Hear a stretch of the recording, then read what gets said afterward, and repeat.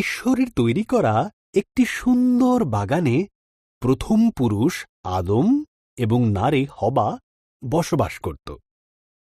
কিন্তু শয়তান ছল চাতুরির মাধ্যমে সাপ সেজে আদম এবং হবাকে প্রলুব্ধ করল। সাপ জিজ্ঞাসা করল, এইসব গাছগুলির থেকেই কি ফল খেতে ঈশ্বর তোমাদের বারণ করেছে?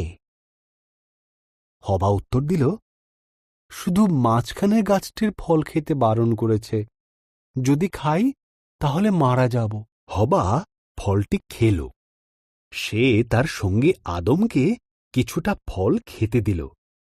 আদমও ফলটি খেল এবং খাবার পরেই তারা এমন কিছু জানতে পারল যা তাদের জানা ছিল না। একটি বিষয় তারা জানতে পারল যে তারা উলঙ্গ ছিল।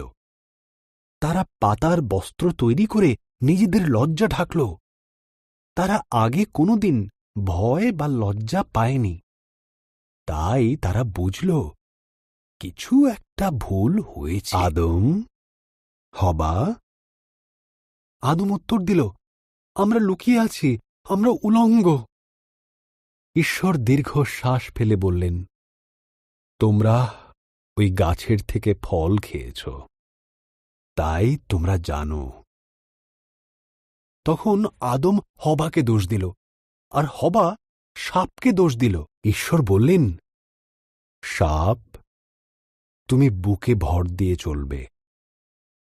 এক নারীর পুত্র সন্তান তোমাকে পরাজিত করবে। হবা, তুমি কষ্টের সাথে সন্তানের জন্ম দেবে।